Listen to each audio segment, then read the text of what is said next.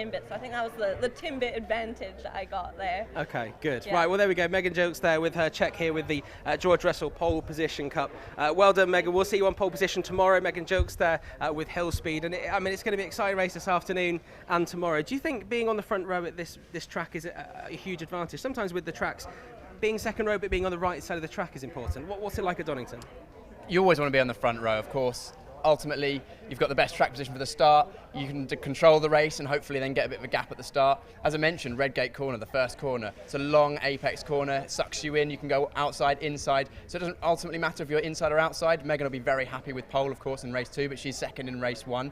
Only 12 hundredths off pole, so it shows how fine the margins are. I believe it's only 3/10 in the top 4 or 5. So really good racing. We've seen some incredible races so far in GB4 this season, and we're looking forward to 3 more this weekend. Absolutely. Well, we just spoke to Nicholas Taylor. He's on pole position for this first race. We've seen the track in the form of a graphic. We've heard peers talking about the track. Let's see what it was like from Nicholas Taylor's position as he went around the track here at Donington Park.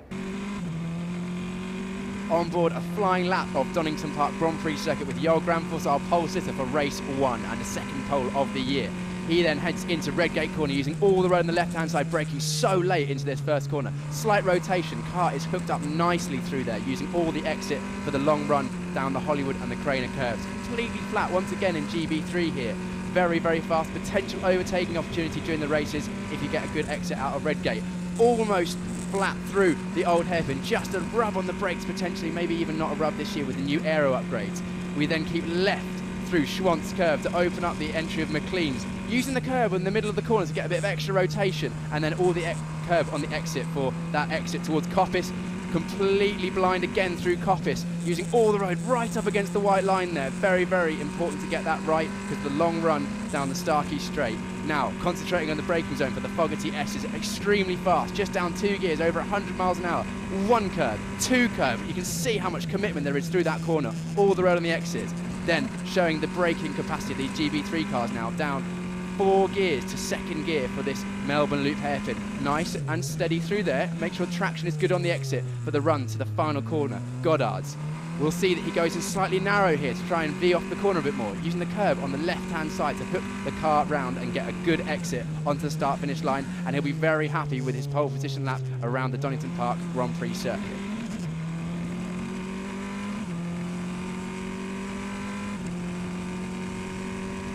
The Motul FIM Superbike World Championship returns to Donington Park on the 15th to the 17th of July for the only UK round.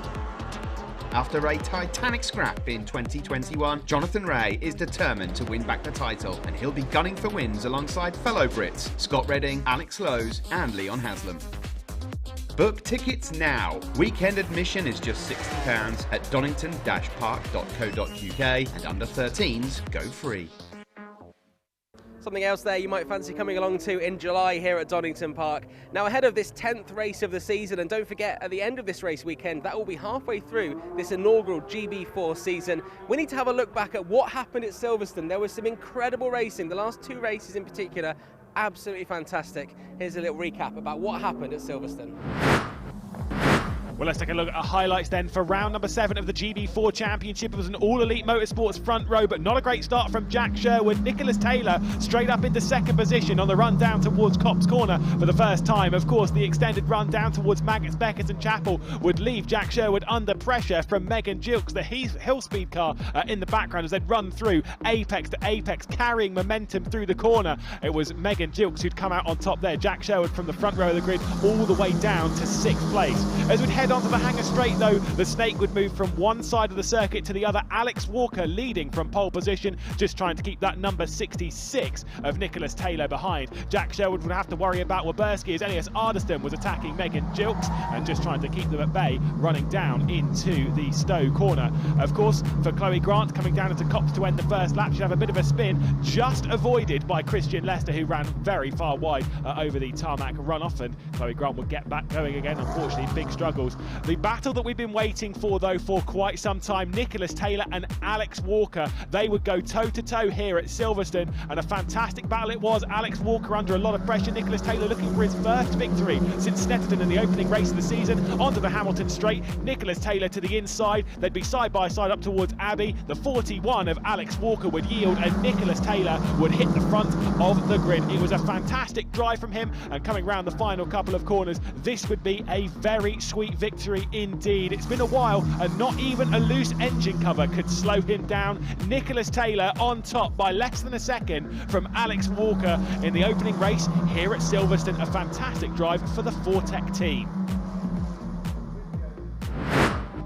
Take a look then at highlights for round number 8 of the GB4 Championship. It was a stall from Elias Ardestam at the back of the grid and a great launch from Max Maserati, who would lead the way down into the first corner at Copse. A run all the way round, as we'll see that start then from Elias Ardestam. He'd be able to catch up as the race would progress. 18 minutes on the clock.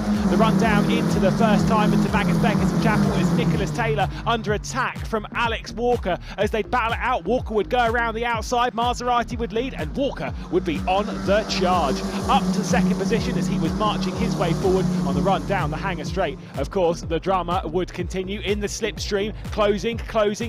Nicholas Taylor to the outside, making it 3 wide on the run down towards Stowe Corner. Max Maserati would drop back to third position, would be attacked by his teammate, but for the lead of the race, Alex Walker and Nicholas Taylor once again battling it out. The battle between them would be fierce. It would be hard fought as they went through Village and then down into the loop. We were ready for some drama. Around the outside, Nicholas Taylor went. He gave it a good go, but there was contact between the two. Somehow, Nicholas Taylor managed to continue. Alex Walker, though, would be out of the race with a car that would not move. There'd be a safety car out, and we would restart with a hill speed 1-2. Max Maserati leading then from Megan Jilks. Tom Mills climbing his way through the order up to third position in the Kevin Mills racing car as he would try and defend from Nicholas Taylor in that Fortec. Elias Ardestam was able to close back up to the group as he would start his charge, working past Christian Lester down into Copse Corner.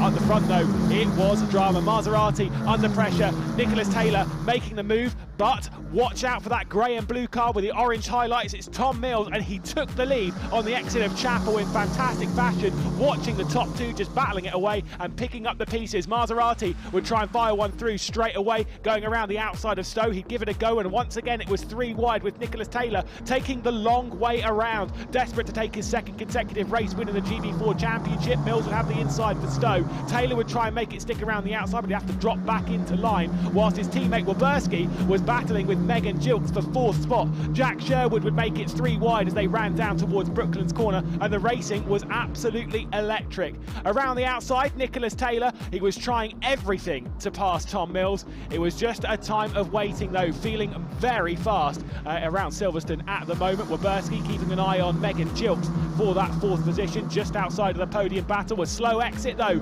out of Luffield round Woodcote would allow Nicholas Taylor to at least get alongside on the start-finish straight as they head down towards Copse. The 21 on the inside of Tom Mills, looking in his mirror, keeping his eye as to where Max Maserati was around the outside. The bravery that Nicholas Taylor has in the GB4 Championship knows no bounds, all the way around and up into the race lead. Maserati would attack for the podium as well, going down into Magus Beckers and Chapel. A little bit too much over the curve. It might allow Waberski to pass through as well on the inside.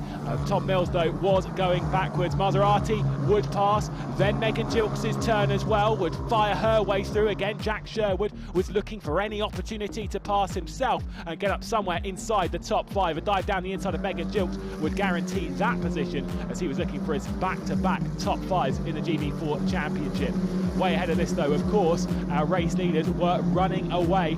Of course, that wasn't just those battles. Back down the grid, the 78 as Elias Ardestam was battling his way up the grid. Nicholas Taylor, though, out of the final corner. Back-to-back wins in the GB4 Championship for Fortec. Completely dominant after finding his way through the grid. He just ran away from everyone. A sensational drive and a brilliant performance. Great racing from him. Behind, of course, Waberski would come across the line with Max Maserati, the main podium man, and then this close finish, unfortunately dropping down the order, was Tom Mills. He'd be beaten over the line by less than a tenth from Logan Hanna.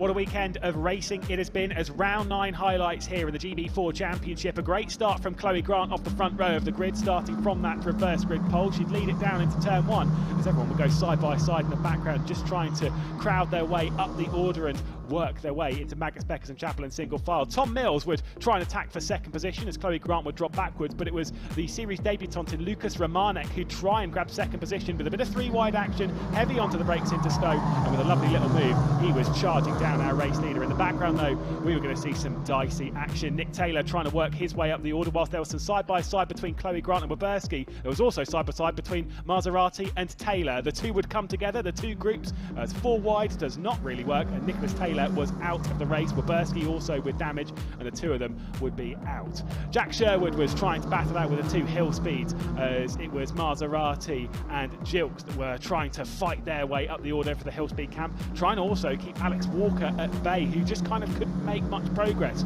after a retirement in the previous race and a struggled start to this one. There was no real progress happening to Alex Walker, who was feeling his championship lead potentially fade, but potentially come back as well. Lucas Romanek though, new driver for the round, and he would go around the outside in superb fashion on Logan Hanna. Welcome to GB4. He was not waiting any time to start setting in the great lap times. The 2 hill speeds though would battle it out for 7th position down the order. Megan Jilks being behind her teammate Max Maserati, having to worry about Jack Sherwood, who go around the outside, going into Maggotts, would already have it settled before they get down into Beckers and Chapel. A superb little move from the 78 of Elite Motorsports, and the next target for him was Maserati. Tom Mills was struggling a little bit on speed and struggled all weekend with a few engine problems, would drop down behind not only Maserati but Sherwood as well, and would have to worry about Megan Jilks in the braking zone going down to Maggotts, Beckers and Chapel. And Jack Sherwood making yet another move into the section on 2 consecutive laps. An absolutely superb drive from Jack Sherwood, who was trying to fight for his first podium in the GB4 Championship. Lucas Romanek would depart the final corner, and welcome to GB4. It certainly was his 3rd race in the championship, and he was already a winner. Logan Hanna would cross the line behind, and then Elias Ardeston would cross the line in 3rd, but he'd be given a post-race penalty, and so it would go to Jack Sherwood.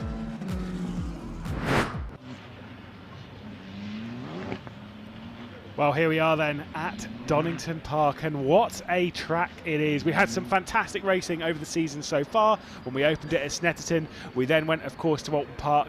That round at Silverstone was breathtaking from start to finish, and now we roll through rounds 10, 11 and 12, and after this we are halfway through the season. I'm Lewis McGlade, Piers Pryor is alongside, and I think we're in for a great one this time. We love Donington Park, don't we? We love Donington Park. First time here this year with the GB4 cars. We've had some amazing racing both at Alton Park, Snetterton and then Silverstone at the last round, and I'm looking forward to more of the same today from the GB4 crew.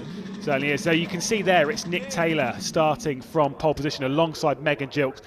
Qualifying was extremely close between the two of these. Absolutely an incredible session, and the two of them will start the other way around in race 2. That's a little bit of a way away tomorrow morning though, but in this race Nick Taylor doing it again, grabbing another pole position. That's his 4th pole of the season. Brilliant stuff. Great speed from Nick Taylor once again. Very, very close. Megan Jilks just 0.12 behind, so 0.012 as we see here later onto the grid. Yeah, Nick Taylor then and Megan Jilks will start from the front row of the grid. Directly behind them, of course, it's Nicholas Taylor's championship rival in Alex Walker and Max Maserati. A superb 2nd row of the grid. Alex Walker, who had the 2nd pole position at Silverstone. They will move forward in this. Another one of our brand new drivers though, De Leon will start from 5th place, with Tom Mills, I think they've rectified most of their problems in the Kevin Mills Racing team, will start from 6th. And Jack Sherwood, first podium last round out at Silverstone, will start from 7th place, and Jared Waberski from 8th. Of course, he knows how to get a start done in this championship. We'll see what he can do.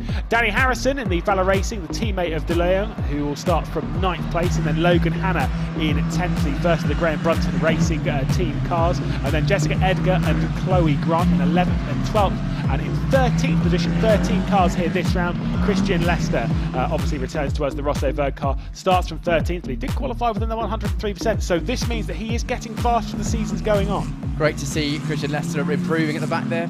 Just struggled with a bit of pace the first 2 and 3 rounds, whereas now he's made it into the 103, so hopefully we'll see him move his way up grid throughout the rest of the year. We'll see 3 cars have taken 2 left-hand side tyres. As we know, each weekend. They get 6 tyres to use throughout qualifying in the 3 races, so they can take 2 extra new tyres. We have Jared Boberski, Daryl DeLeon, the new driver from Valor Racing, and Max Maserati, who is a welcome return after there was some worry that he might not be here this round.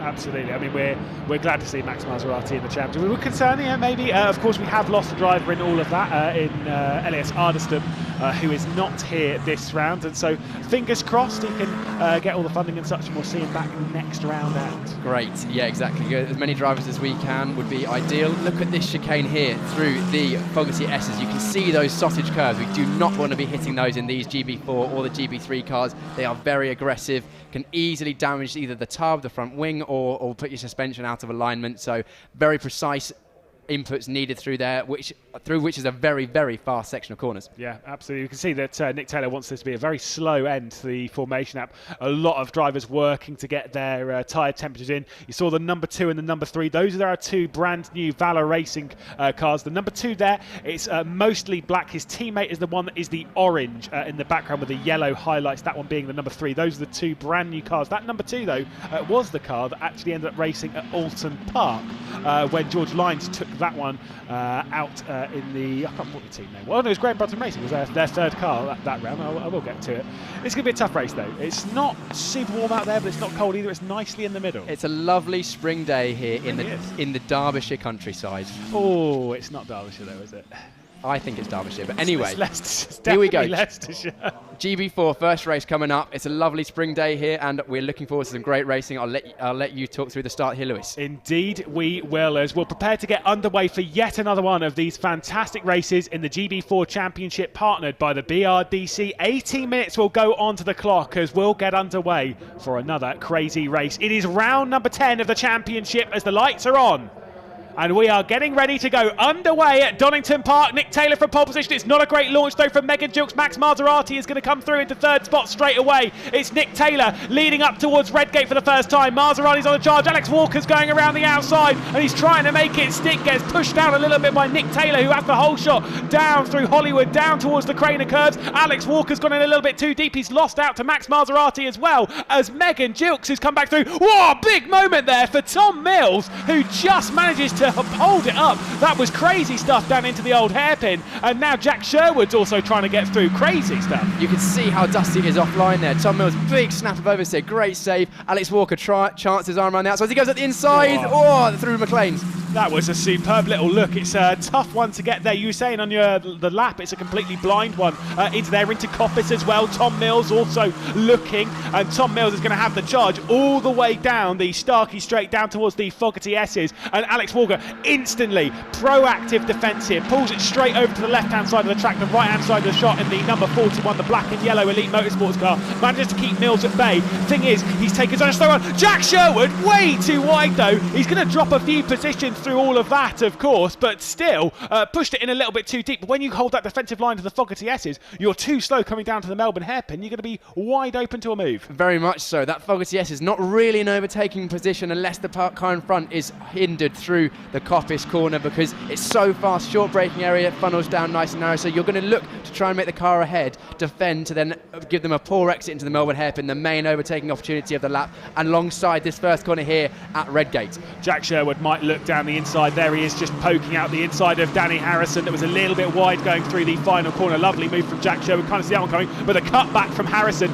He might well be new to the GB4 Championship, but he is not a slouch in that manner. Straight back through to the inside of Jack Sherwood. Down the hill they'll go, side by side. They remain into the old hairpin. Harrison's going to back out potentially. Sherwood's going to hold on to the position. A great little bit of action, and that was a bit too wide there from Danny Harrison and the brand new Valor Racing team here in the GB4 Championship. It's great to see new cars jumping in all the time, but that one might have to have a little bit of a look at the floor before the next race tomorrow morning. That would have been a very uncomfortable ride over the bumps at the exit of the old hairpin. Easily done, such a quick corner. We'll have a look at it now. A look at the start. I'll let you talk to this, Lewis. Yeah, obviously a great launch from Walker and from Taylor and from Maserati. It was a bit of a slow one, a bit of a sluggish one from Megan Jilks. Walker, though, trying to go around the outside here. A good little attempt, you think, but he just loses out, gets maybe a little bit muscled out wide by Taylor. Just got a little hip and shoulder there from Taylor. We've seen there a bit of a niggle, which then hurt his exit, which lost him a place down to the old hairpin. You can see Sherwood going wide. The margin is so fine there. I mean, as we come straight back into the middle of the action, let's talk us through this. It's Alex Walker who's just trying to hang on now to what is third position. So they've got past Megan Gilks. Tom Mills also trying to come through in the grey and blue car there. Megan Gilks in that red and white is going to be a little bit too wide. The number 2, that is the Valor Racing, the brand new livery, which I think looks fantastic, of Daniel De Leon, who's just trying to come through. Got to the outside of Redgate, looks back to the inside. Does De Leon into Redgate, trying to get down the inside of Megan Gilks. Chopped a little bit there from Gilks. Very, very close there. It's an open entrance to that corner, so you can dive in quite late. We've seen it in other championships over the years. You can go from the outside, dive to the inside. It's a very open entry, but that time Megan Gilks just wise to it, closing the door there. Daniel De Leon looking very confident. What is his first round of this GB4 championship. Has had some experience previously in this Radical SR1 Cup, as does his teammate as well. His teammate, which is Danny Harrison, he's been racing in Britcar, and I spoke to him before the race. He's been racing a GT3 Nissan GTR, which is nice. So not afraid of a bit of speed, but a slightly different technique, I imagine, in one of these GB4 cars, but both at home very quickly. Yeah, absolutely. I've got to say, I do love the Valor Racing car. That black with the sort of red, almost red chrome highlights on that. The number 2 of De Leon is driving at the moment. Looks absolutely superb. Nick Taylor. Ooh, that was a little bit too much going through the Fogarty S's there, but is in control at the moment. Has a 1.7 second lead over Maserati, who's got to worry about Alex Walker in the background. There's Megan Gilks having to defend a little bit from De Leon and managing to keep at bay. You can see that it's Megan Gilks, because not only is it red and white, there's also a Canadian flag now on the side, which I'm all about, actually. Absolutely. Yep. Looks like Alex Walker has found a bit of haste. He's closed the gap to Max Maserati in second place. He's applying some pressure, so he's got himself settled into the race after a bit of a tardy start. Just lost a place or two, managed to resettle the race, and you can see now he's applying pressure, and he'll want to try and close that gap to his championship rival. It's the top 3 of the championship are now currently the top 3 in the race, not in the correct order though. Yeah, absolutely. Of course, they're not separated by much, just 12 points separating the top 3 in the championship. In fact, Taylor and Maserati are both locked on 188 points, and Nick Taylor, who lost out a lot of points throughout the second and third race at Snetterton, and then through pretty much the entire weekend at Alton Park when Alex Walker was taking 2 victories there. Lost a lot of time in the championship. Silverstone, though, really brought it back in with those 2 victories. And we're kind of saying this is a confidence sport, motorsport is confidence-based, really, and it seems like confidence has very much swung into the favour of Nick Taylor, who is leading here with 12.5 minutes left to go. I think we're going to be expecting, another 7 or 8 laps from this point. It might be a bit tight as they cross the line coming into the late points of the race. Maserati, though, defensive from Alex Walker. He'll be desperate to get through, not to lose too many points in the championship. Absolutely. They're all aware that those DNFs have hurt them. We've seen the pace, the relentless pace from Nicholas Taylor and Alex Walker. However, Max Maserati currently second in the championship, just with those relentless podiums. We see Darren Leon going for a move. That's a great move, forcing Megan Gilks wide. They're onto the dirty part of the circuit. Super dive, though. I mean, that's the kind of dive you really want to do. If you want to do a dive, you want it clean like that. Absolutely. A classic block pass, they would say in motorcycle racing. Get up the inside, use your car as a bit of a barrier to the apex, and then run yourself wide. Perfectly acceptable move there, but nice and harsh but fair. Absolutely. I mean, it's you don't really like it when you have someone dive down the inside of you like that, but that's racing. That's part of it. If you're going to get past, there are ways that you can make a nice, easy move for yourself, and some of it surely is just, if you're going to commit to a dive, commit and just do it. Don't sort of linger down there on the inside and sort of hover. Absolutely. The main thing with overtaking, especially in cars this quick, is you need to be decisive with your move. If you're going to go up the inside, you need to go in full confidence. If you go and then think halfway through, I'm not sure about this, that's when accidents happen. Yeah, absolutely. Well, at the moment, for second position, this is the focus of our attention. The red and white of Maserati, the black and yellow of Walker. They're way behind our race leader in Taylor. There's a bit of a defensive move from Waberski as he's trying to keep Sherwood at bay. These two were fairly close in a few battles back in Silverstone, but Waberski is more accustomed to battling with the 81 of Maserati. The two of those have been separated by less than 0.2 of a second in quite a few races. Here's Waberski's defensive move. There's Sherwood to the outside of the Fogarty. Yes, that's a big move, and he's made it stick as well. Good effort, but Waberski's going to try and come straight back through. He hasn't carried the speed through the Fogarty S's, though, to get fully alongside before we get into the Melbourne Loop, and Jack Sherwood is going to be able to hang on to the position that he just fought so hard for. That was a lovely move. That is a very brave move. Around the outside of that Fogarty S's, it's so fast into there, just barely braking, maybe down 1-2 gears. If you get that wrong and you hit those curbs, my teammate back in 2020 in GB3, Josh Mason, once went over those curves and it cracked the tub of the chassis. So there's they're proper curbs there, those sausage curves. So very high risk, but he's pulled it off, although he's still never having to defend. Indeed, and I don't think that battle's going to be done until the end of the race, to be honest. They're going to keep going for the next 10 minutes and roughly should be 7 laps from this point, so plenty of time to make a move, but the fear from them is that they're going to be letting Meg and Jilks and the top 6 run away, but if they're going to put on a show, I am all for it. They've got to worry about Danny Harrison as well in that brand new Valor Racing car that's directly behind, because that's certainly knocking at the door to grab an extra couple of positions and maybe chase after his teammate sat in 5th place at the moment. Yeah, De Leon making a great debut in the GB4 Championship, showing he's got some good speed. 5th place on his debut currently. Don't want to do the commentator's curse. We can see the gap at the front though, slightly opening out. Taylor to Maserati has just gapped about 3 or 4 tenths in the last couple of laps, although Walker is now trying to press on, applying more and more pressure to Maserati. I mean, we were expecting to have a 14th car on the grid in the form of Lucas Romanek, who was supposed to be here at Donington Park for a big race at Silverstone. Oh, a big moment again from Jack Sherwood. Elsewhere, every time we look at Jack Sherwood, there's a moment of me going, oh my god, Jack Sherwood has done a big moment like that. But we were supposed to have Lucas Romanek. He had a bit of a crash in a Formula Ford last weekend, and I think it caught fire and it burnt part of his overalls and his helmet as well. So the money's gone to replacing that rather than carrying on. But it is what it is. Yeah, Jack Sherwood being fully committed, as we saw through the Fogarty. Yeah, it's Fogarty chicane. Yeah, Fogarty chicane through there, sideways. He's been off there once already. That obviously hasn't deterred him. Indeed. Well, here we are then with Maserati, of course, the more local team, because the Hillspeed team based in Markham Vale, which is in Derbyshire, which is not the same county as the racetrack, but we'll carry on. It's fine. Just for anyone who wants to know, as De Leon sets the fastest lap of the race in 5th position. The county border, by the way, between Leicestershire and Derbyshire, about 200 metres straight on from Redgate. So I'm just going to list that one straight out on the broadcast so we all know where we stand and carry on. Maserati in 2nd position right now. Alex Walker's not been able to find his way past though. He's not been able to use his speed to move into 2nd position just yet. Not quite yet. That gap has actually come down at the front. It was 2.1 seconds the last lap.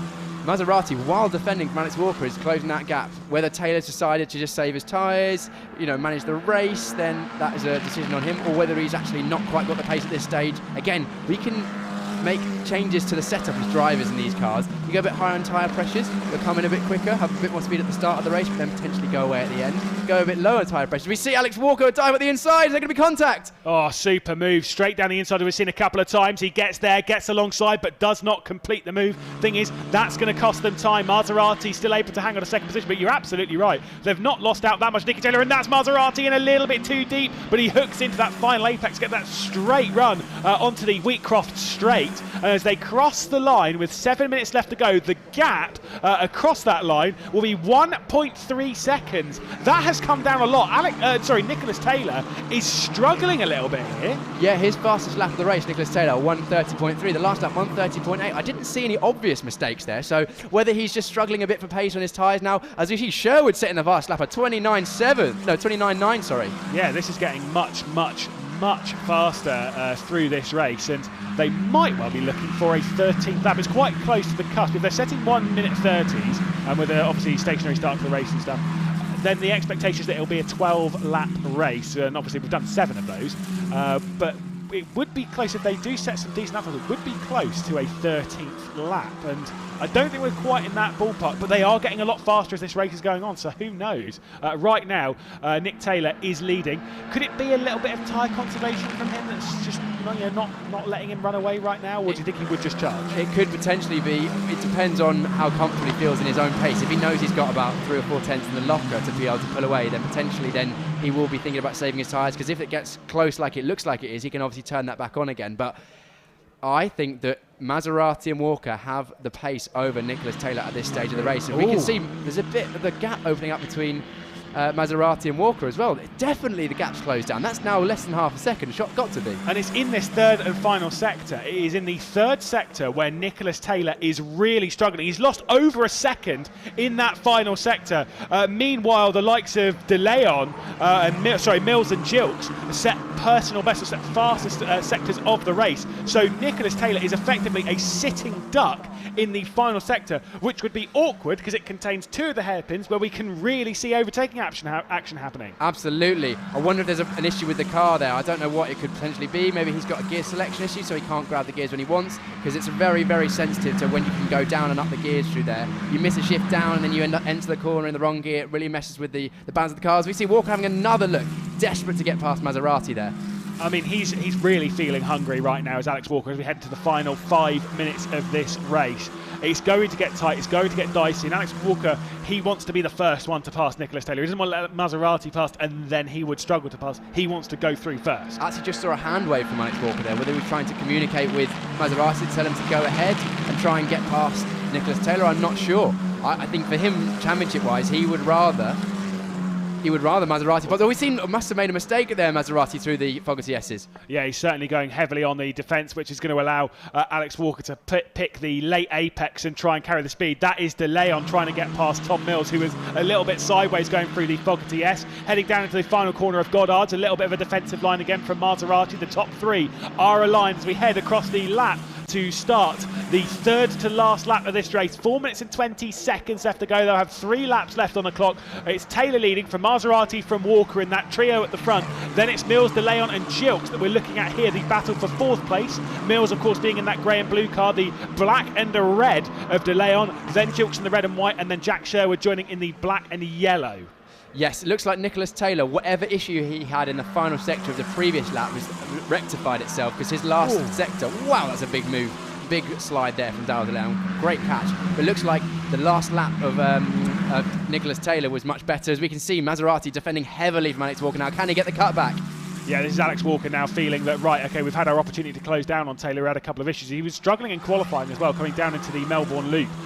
So I wonder if that's kind of just carried on in this vein. But either way, right now, Maserati is the one that's having to look a little bit backwards towards Walker, because it's Walker who's knocking at the door. And Walker's going to be hungry right now.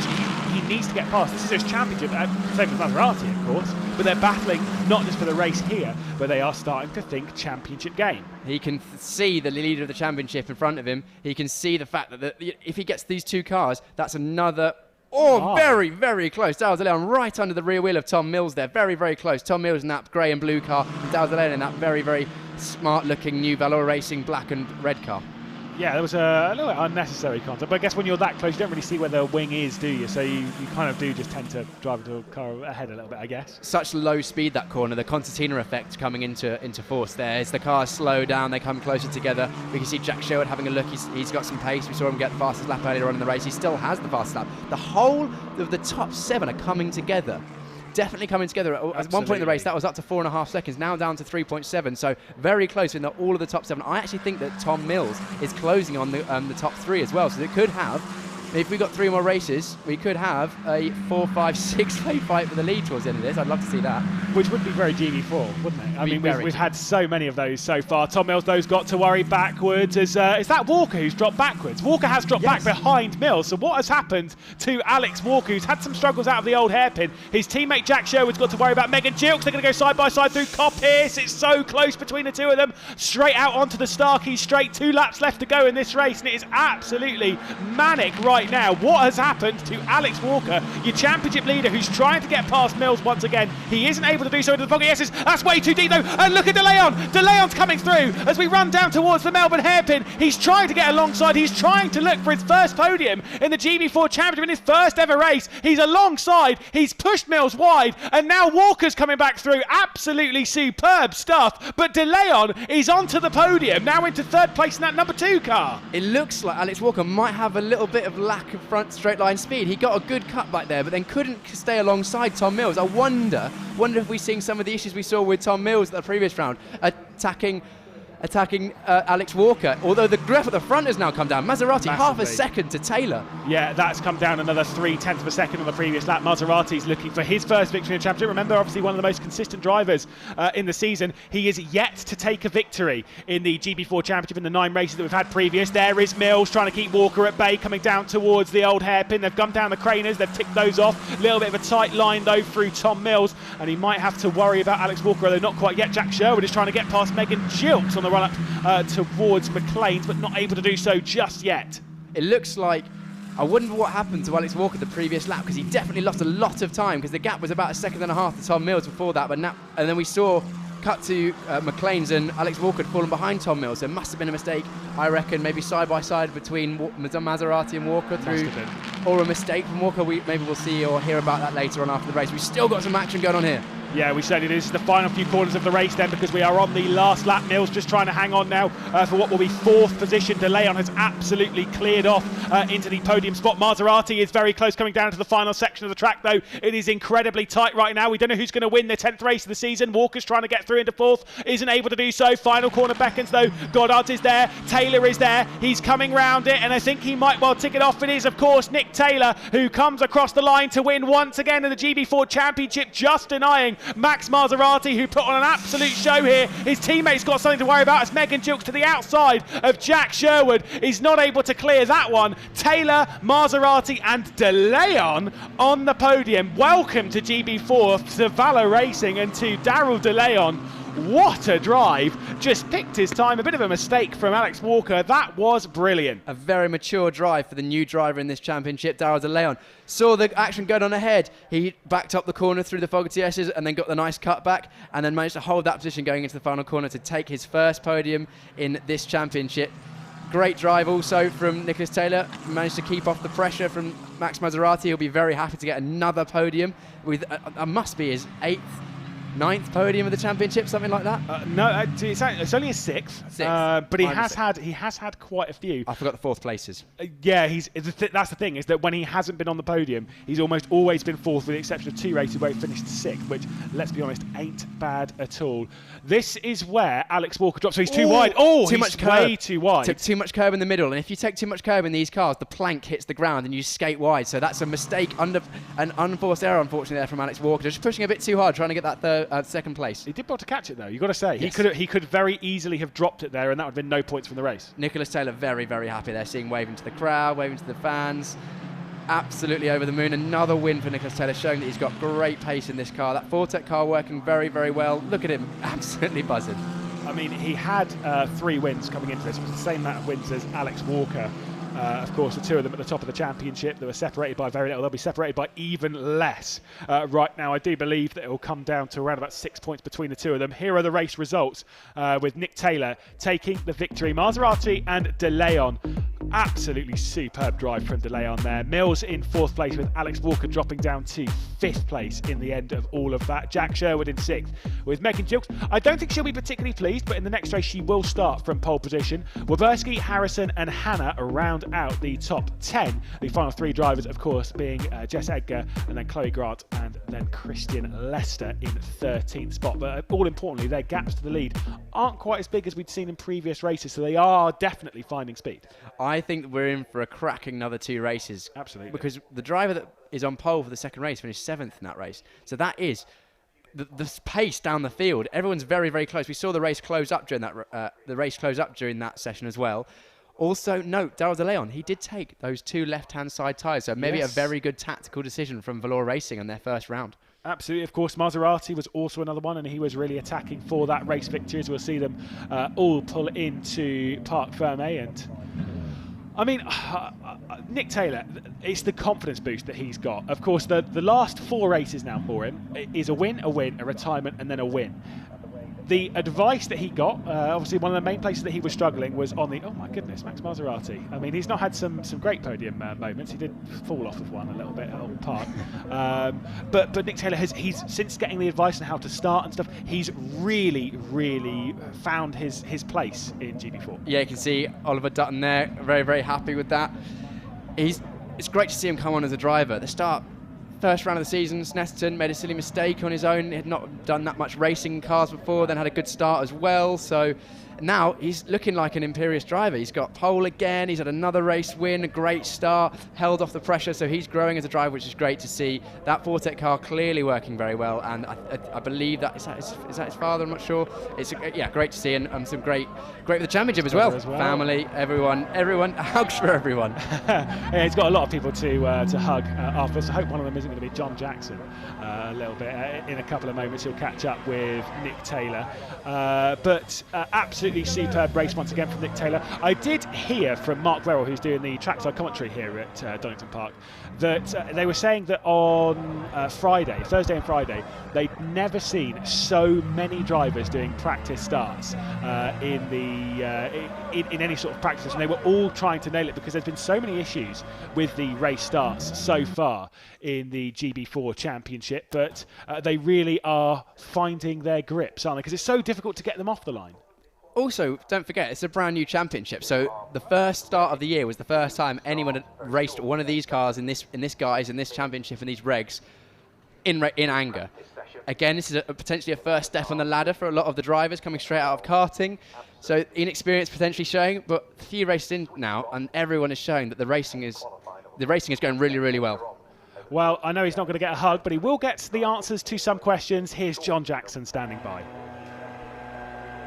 And I'm here in Parc Fermé. You can see the drivers just chatting behind me. Let's grab a word with the race winner, Nicholas Taylor, the race winner and also now the championship leader. How was it out there for you? It was pretty difficult. I mean, Max was catching me at the end. I just had to keep it calm. You had a bit of a gap there, but you lost a bit of time. What happened towards the end there? Yeah, I made a mistake in the chicane, and then he caught back up, and then I think something happened to Alex, but I just try to keep my head down. I mean, it's quite hard to follow here, so maybe that helped me a bit. Yeah, Alex Walker did drop back there, which now means you are the championship leader by a small margin there. That must be good going into tomorrow's race. Yeah, I mean, tomorrow's race is starting from P3, so hopefully we can get some more good points. Okay, excellent stuff. Nicholas Taylor, a win for you and hopefully a win for Liverpool tonight in the Vortec. That's your race winner, Nicholas Taylor in Vortec. Let's chat to Max Maserati. Now, the first thing I'm going to say to you, Max, is that your car does not have a handbrake, as we saw just there. Apparently not.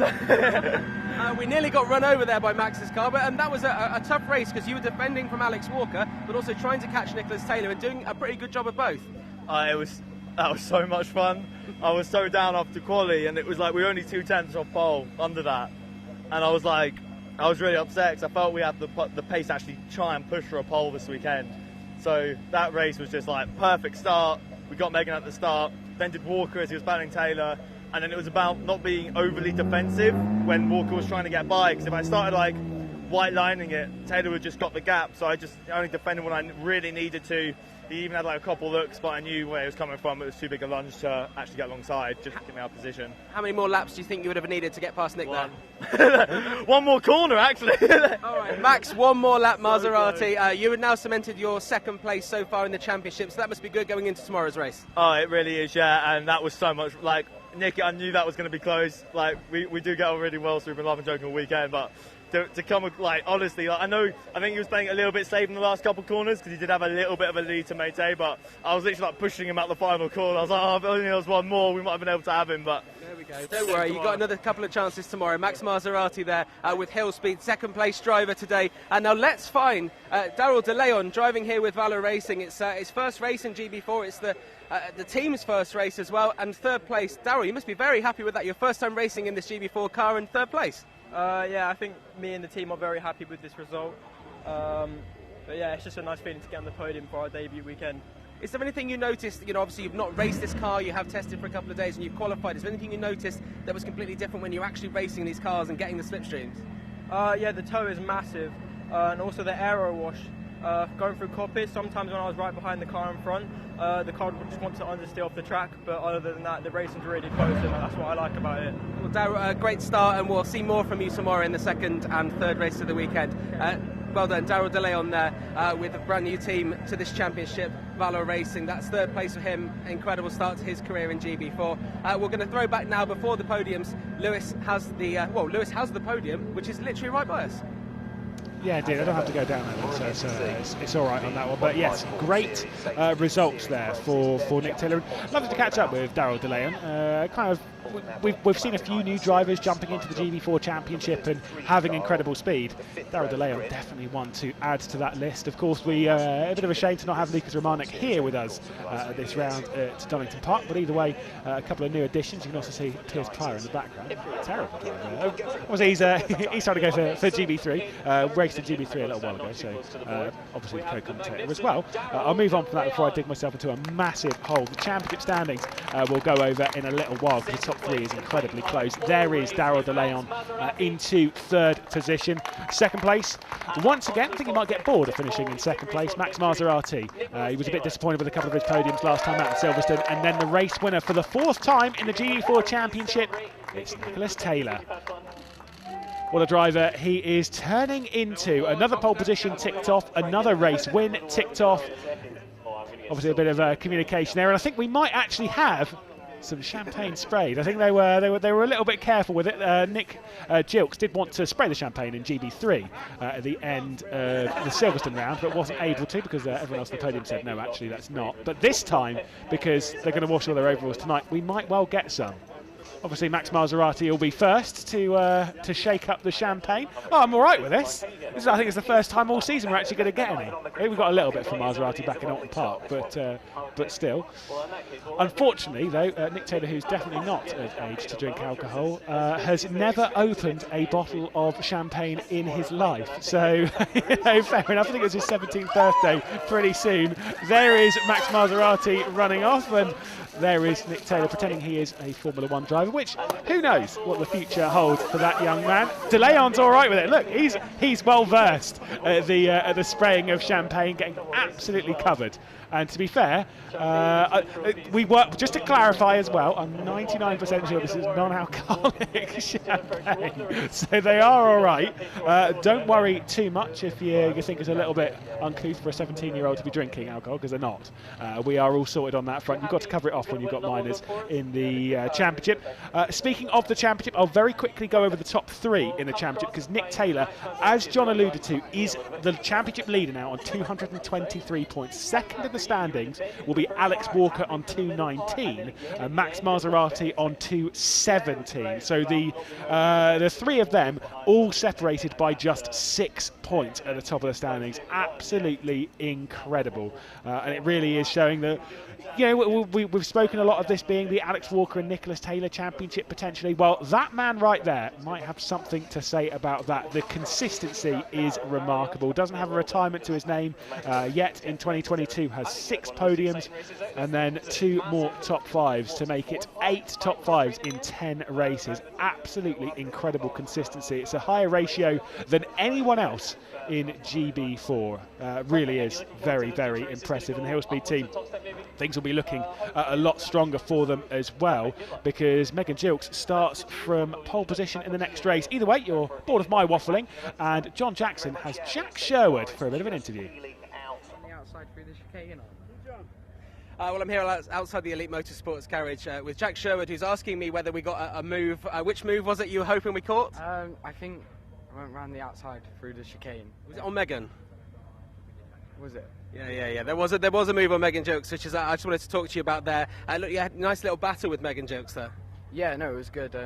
I think we both fought hard, but we left each other room, and it's really nice to be able to race with people like that, because you can battle hard, but you know you're not going to get fired off. So that was good. But the pace was throughout the race was really good.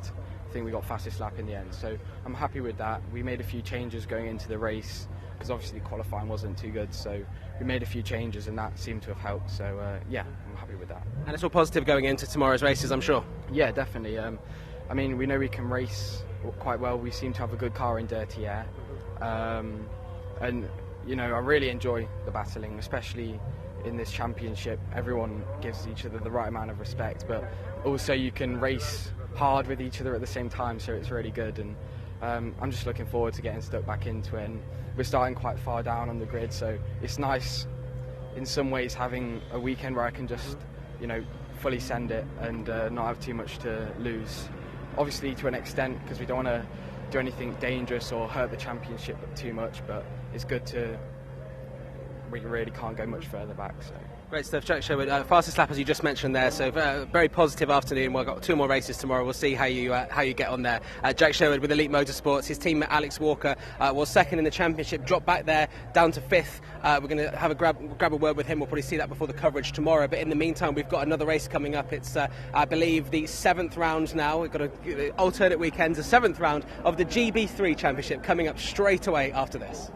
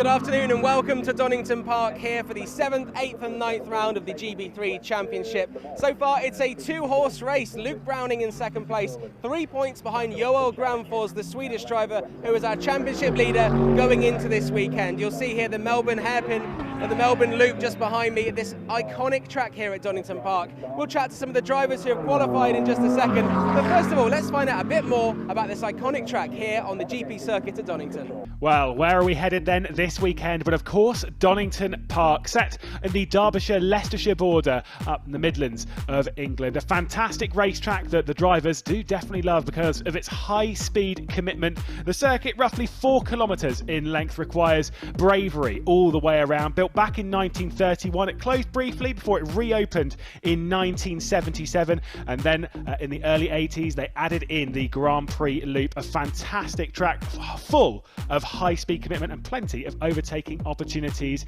as well across the 2.5 mile circuit. When you account for corners like Redgate, of course the old hairpin up towards McLean's and Coppice, down towards the Melbourne Hairpin, there are so many overtaking opportunities around here and so much bravery required around a lot of the blind entry corners. It really is a great track.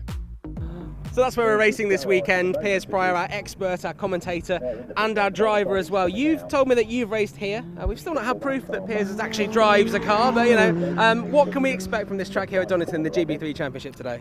Yeah, it's a great circuit. I've raced here 4 times myself, 3 times in GB3 or F3 as it was at the time, and once in a Mini. So I've had experience of both slow, fast, front-wheel drive, rear-wheel drive.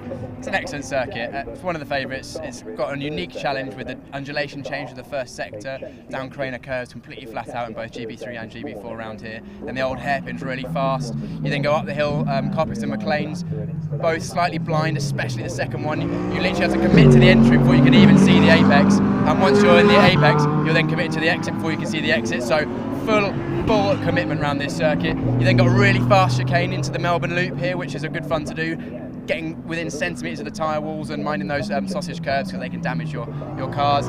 Then the main overtaking opportunities of the lap, this final sector, the Melbourne Hairpin we can see right behind us here, big long braking zone downhill, very tight corner, and then the last sector again, another off-camber corner that then heads over the line. Redgate, first corner I mentioned earlier on, very, very wide open entry that funnels down a little bit to the exit. You can go inside, you can go outside, allows for some great racing at the start and also throughout the races. Now we've seen, and I mentioned just there, Joel Granfors and Luke Browning kind of away from the pack slightly at the top of the championship here. You know, they're both very, very quick. How do you think this weekend's going to go? Is anyone else going to step up and challenge them, or do you think we'll be talking about those two drivers again at the end of the weekend? Yeah, Joel Granfors, of course, pole for race 1, so he's shown his pace again. Luke Browning not quite shown the pace he had at the first couple of rounds at Silverstone and Alton Park. He's a little bit further down, still in the mix, and you can overtake round here.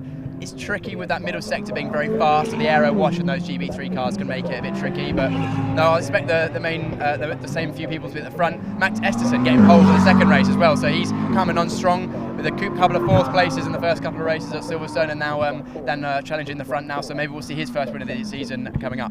We will indeed. Well, Joel Granfors, as Piers just mentioned there, on pole position for the first race here in the Fortec car. It was a pretty good weekend for him at Silverstone as well. Both pole positions for him there as well. Let's just catch up before we speak to Joel with what happened at Silverstone last time out. Take a look at highlights for the 4th round of the GB3 Championship, partnered by the BRDC. Joel Granfors from pole position with lead down into turn 1. It was a great launch from the second row as well, but Max Esterson was under attack in the background. Ferreira made a bit of contact with James Headley running through Copse Corner as it all heads through Maggots, Beckers and Chapel, the top 3, breaking away from the grouping behind. Joel Granfors, Tom Leben and then Luke Browning on the charge. A bit of side-by-side as Brandon Oxley was trying to get around the outside of John Bennett. The contact would just push Brandon Oxley a little bit wide, running out onto the hangar straight. It was Luke Browning though. Watch out for that 5 car going for an absolute send down the inside into Stowe. It was a brave move, maybe just put the 34 offline, and that is what would open him up to making a move a bit later on in the lap. It was just a little bit too deep there from the 35 of Tom Leben. Here comes Luke Browning around the outside into the Vale chicane. An absolutely beautiful move, timed to perfection, and then you have to set his sights on Joel Granfors. Matthew Rees Reese, though, a little bit too far wide, beaching on the curb on the exit and then being sent up into the sky. He managed to rejoin. I think he might be in a little bit of pain after that one, though, as Luke Browning would defend from Tom Leben. Second position now, Browning, the two-time race winner in 2022, would try and hang on for second position. Leben, though, having his mirrors filled by the American of Max Esterson for the Douglas Motorsports team, who was on a bit of a charge this weekend, clearly matching well. Farrier down the inside of James Headley as they run down towards Aintree at the loop. It was a brilliant little attempt for a move, but wouldn't put him offline too much, as at the back of the grid it was Kean Shields that was attacking David Morales. Callum Boysen just trying to keep Matthew Reese at bay, as Max Esterson in the foreground was having a bit of a look in the number 42 Douglas Motorsports car, and Matthew Reese was giving it a good go to try and go around the outside of Callum Boysen in that 53, trying to just make his comeback charge. Wouldn't work on this occasion, but however, it would get another attempt going back onto the Wellington straight, looking into the background. The blue car with the orange highlights, the 31, that one of course, 35, that one is Callum Boysen. The 53 of Matthew Reese going around the outside. The Welshman just trying to get the move done on Callum Boysen all the way around the outside of Brooklyn. It would give him the inside of Luffield, and a brilliant move it was. He'd have to worry a little bit down into Copse Corner, however, would have the straight line speed advantage just to hold that car at bay, and that was one up for JHR Development. At the front of the grid, though, as much as Luke Browning had closed in on the race lead, Joel Gramforth taking his first win of 2022, and an excellent drive as well, from pole position to race victory, or start on pole position in the second race of Silverstone. Whilst that was all going on, though, there was plenty of battles even further down. The two high-tech cars of Bryce Aaron and Kean Shields would battle it out, but it was that battle once again. David Morales and Nick Gilks. Nick Gilks straight down the inside in the number 64 Hill Speed. Another brilliant move. They battled out at Alton Park. They battle out here again at Silverstone. Whether it's at the front, whether it's at the back, it's an excellent battle between these two, and I'm sure we're ready to see more. Nick Gilks coming out on top in this one.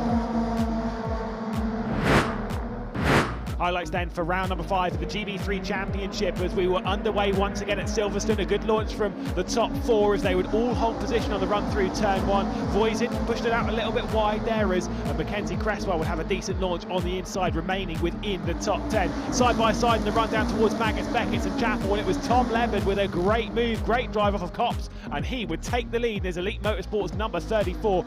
Ahead of him, of course, was Joel Gramforth, and then it was Luke Browning. Behind that, Roberto Ferrer, under a bit of pressure from his teammate Callum Boysen. A touch of contact between the two as they would run through the Vale chicane, and a bit of smoke coming out of the rear end of Mackenzie Cresswell as they would struggle their way through the first lap of proceedings. The two Carlins would continue to battle it out. Roberto Ferrer ahead of Callum Boysen as they would run through Abbey once again. Ferrer holding position at least for now. The two would switch a couple of times throughout the running of the race. Mackenzie Cresswell with a couple of issues on his front wing, already broken at this point, and Matthew Reese sends it around the outside to gain the position. Of course, Mackenzie Cresswell would struggle to keep the front end of the car on the track, just understeering all over the place courtesy of that broken wing. He coming to the pit lane and would unfortunately retire from the race. He was under pressure from John Bennett as well, as everyone was trying to piece their way past the Chris Dittman Racing car. Again, wide, struggling, constantly just trying to keep it on the track, but it was not easy.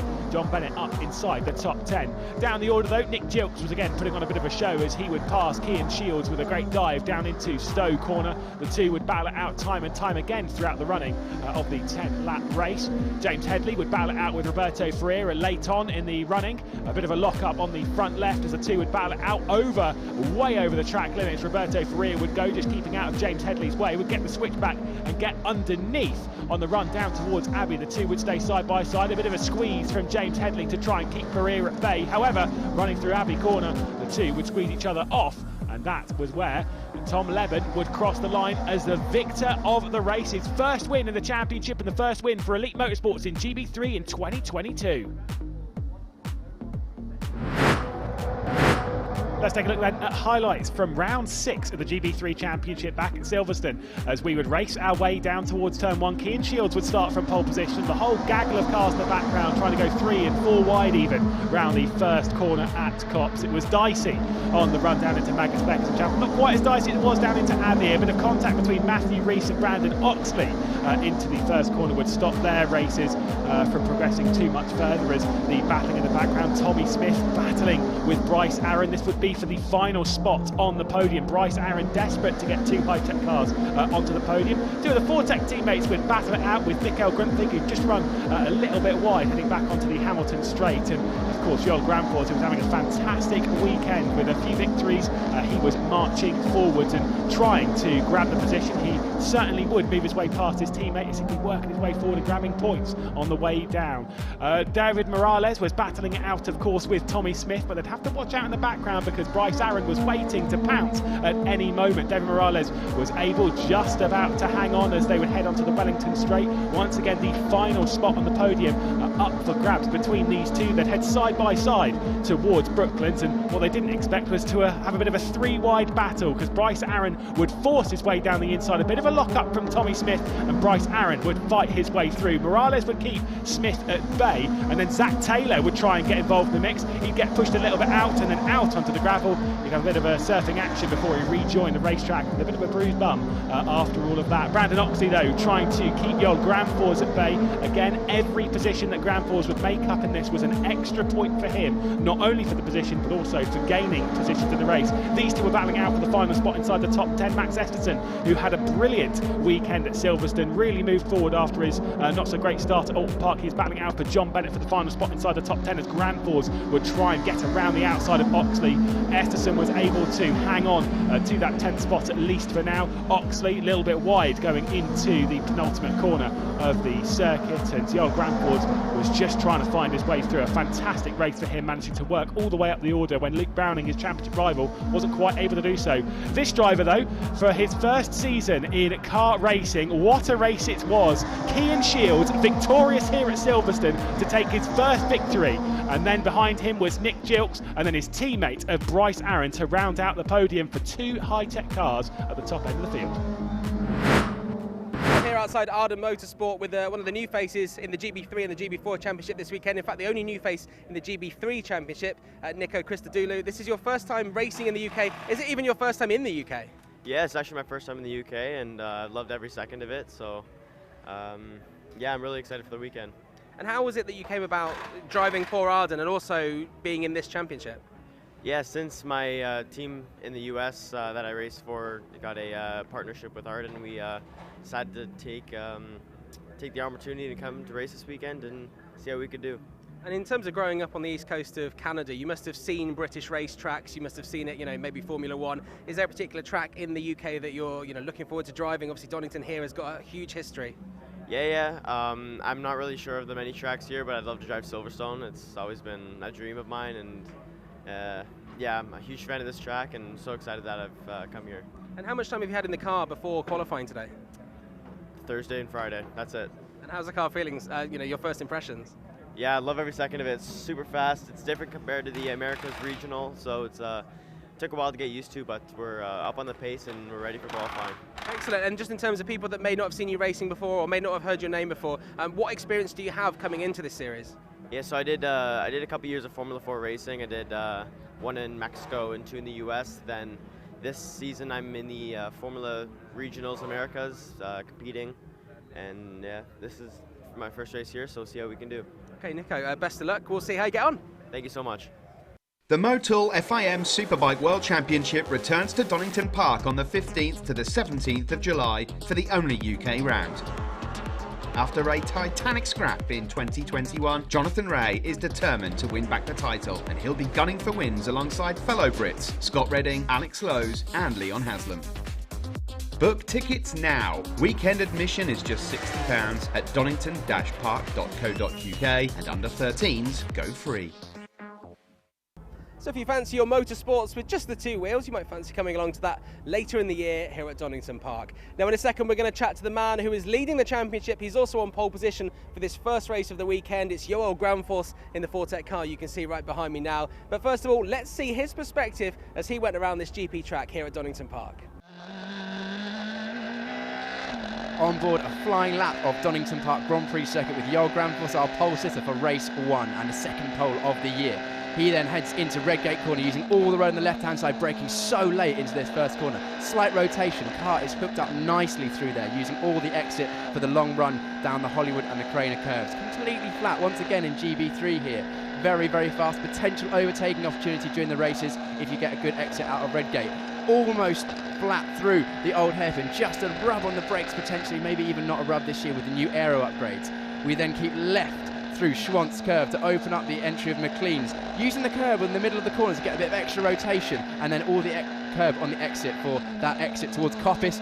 Completely blind again through Coppice, using all the road right up against the white line there. Very, very important to get that right, because the long run down the Starkey Straight. Now, concentrating on the braking zone for the Fogarty S's, extremely fast, just down 2 gears, over 100 miles an hour. 1 curb, 2 curb, you can see how much commitment there is through that corner, all the road on the exit. Then showing the braking capacity of these GB3 cars now, down 4 gears to 2nd gear for this Melbourne Loop hairpin. Nice and steady through there. Make sure traction is good on the exit for the run to the final corner, Goddard's. We'll see that he goes in slightly narrow here to try and V off the corner a bit more, using the curb on the left-hand side to hook the car round and get a good exit onto the start-finish line, and he'll be very happy with his pole position lap around the Donington Park Grand Prix circuit. So that's what it looks like from the driver's perspective going around the track here at Donington Park. And on pole position, someone who, I think you got both poles in both races last time at Silverstone, Joel Granfors in Fortec. You must be very happy to continue your excellent qualification. I mean, yeah, I'm sure it was very, very tight now in qualifying, just a 100th to Reese. And then in the second qualifying, as you call it, P3, so I'm going to be happy with that. Especially when I saw Browning wasn't in the top 5, especially, and he's the main rival in the championship right now. So. Okay, and in terms of your rivals, I was going to ask you about, Luke, but you've clarified it there. Is there anyone else out there that you're seeing has excellent pace this week at Donington? I mean, Esterson and Reese has been really strong, and Esterson proved it again with taking the second pole position, and you know, he's been strong all weekend, so hopefully we can just try and keep the place in the first race and try and make some moves in the second one. So. And if you can just show the camera your Jack Cavill award, this is the pole position award in GB3. You're picking up quite a few of these, Joel. Where do you keep your awards? Good question. I gave one to the team last time at Silverstone, but now there's only one, so we might have to split it in 2. So. Okay, there you go. You heard it here first. Joel Granfors on pole position for this first race here at Donington this weekend.